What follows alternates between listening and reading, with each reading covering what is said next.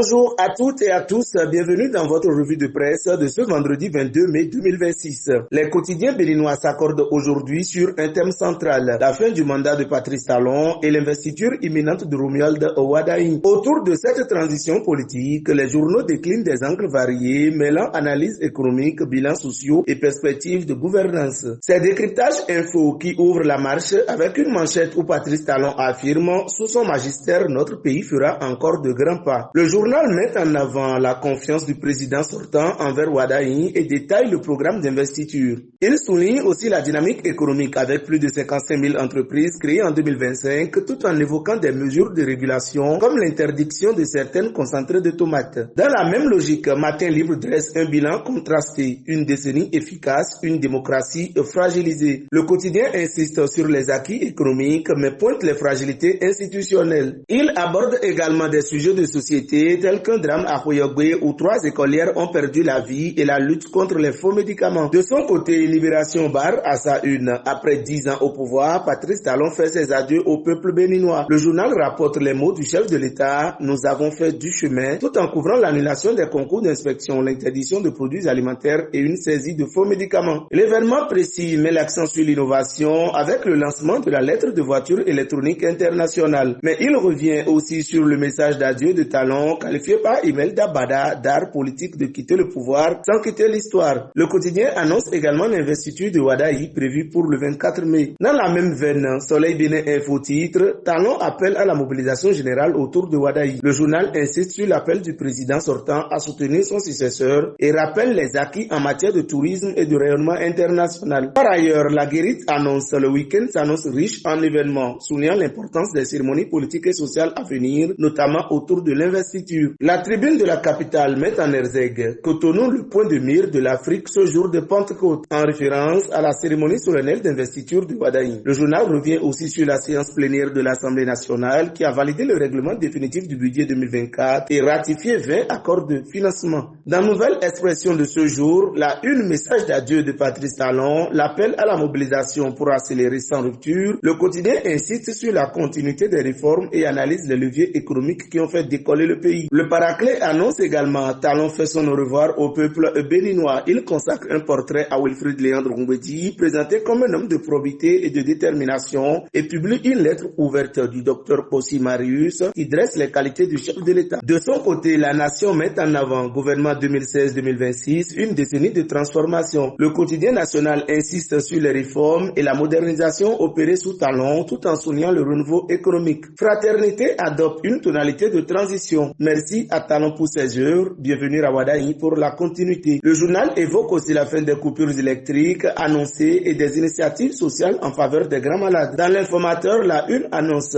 Talon départ en toute fierté. Le quotidien insiste sur les réformes courageuses et les prouesses du régime sortant, tout en évoquant la distinction de Vlavonou et les préparatifs de Novitia 2026. Le meilleur quotidien cite Patrice Talon. Avoir été le chef d'équipe de cette belle aventure fut un sacré honneur. Le journal revient sur l'adoption du règlement définitif du budget 2024, l'avancement des travaux du centre d'excellence de football féminin à Lokossa et des initiatives locales à Parakou. La nouvelle tribune annonce le Bénin installe son 20e président dimanche prochain. Le quotidien insiste sur l'investiture de Wardini et sur l'adieu de Talon, tout en abordant les débats autour d'Olivier Bokor et les travaux parlementaires. Enfin, le Béninois libéré met en avant le Bénin célèbre la digitalisation du fret. Le journal salue le lancement de la lettre de voiture électronique internationale et publie un hommage au président sortant qualifié d'architecte du Bénin nouveau. Fin de cette revue de presse. Bon week-end à toutes et à tous. À mardi prochain pour un autre rendez-vous.